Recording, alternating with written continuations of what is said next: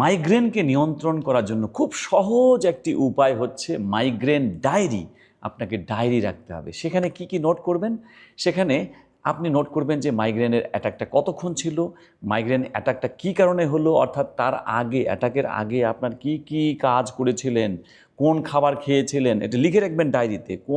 কতক্ষণ ঘুমিয়েছিলেন, রাত জেগেছিলেন কি না, অনেকক্ষণ ধরে আপনি স্ক্রিন ছিলেন কি না, ফেসবুক, ইউটিউব এগুলো ঘাটাঘাটি করেছিলেন কি না, এই জিনিসগুলো। এবং মাইগ্রেন কতক্ষণ অ্যাটাক হলো, মাইগ্রেন অ্যাটাক হওয়ার পরে আপনার কতক্ষণ মেজাজ খিটখিটে ছিল বা আপনার অস্থিরতা ছিল, সব কিছু নোট করতে হবে। বা কী কী খেয়েছিলেন মাইগ্রেন অ্যাটাকের আগে, এই যে জিনিসগুলো লিখলেন না, এই লেখার ফলে যেটা হবে, আপনি কয়েকবার মাইগ্রেন অ্যাটাক হওয়ার সময় এই জিনিসগুলো যদি নোট করতে পারেন, তাহলে আপনি নিজের চিত্র নিজেই দেখতে পারবেন এবং যে কারণে মাইগ্রেনটা হলো এই কারণটা আপনি নির্ণয় করতে পারবেন নিজেই।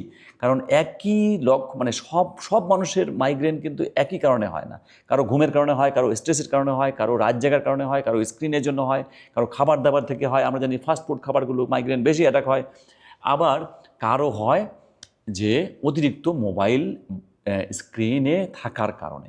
আপনার কোনটি সেটি জানার জন্য আপনাকে যতবার মাইগ্রেন অ্যাটাক হবে, এরকম 8 থেকে 10 বার যদি আপনি মেনটেন করতে পারেন, যতবার মাইগ্রেন অ্যাটাক হবে আপনি মাইগ্রেনের অ্যাটাকের আগে, মাইগ্রেনের অ্যাটাকের সময় কতক্ষণ ছিল এবং মাইগ্রেন অ্যাটাকের পরে লক্ষণগুলো কি সব নোট ডাউন করে ফেলুন।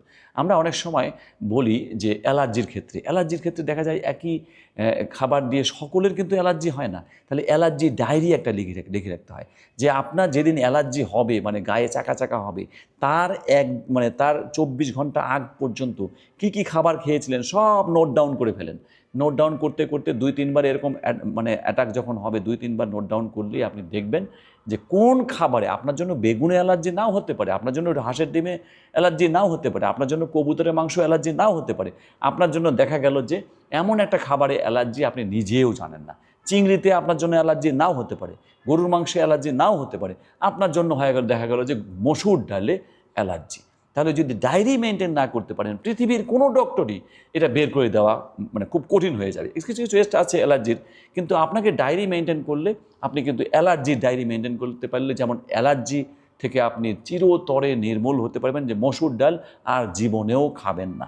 বাস, অন্যান্য সব খাবার খান, এমনকি হাঁসের ডিম খান, হাঁসের মাংস খান, অ্যালার্জি জাতীয় খাবার যেগুলো কমন আমরা চিনি, যেমন বেগুন খান, সব খান, কিচ্ছু হবে না। শুধুমাত্র আপনাকে মসুর ডাল বাদ দিতে হবে। একই ক্ষেত্রে একই ব্যাপার ঘটছে এই মাইগ্রেনের ক্ষেত্রে।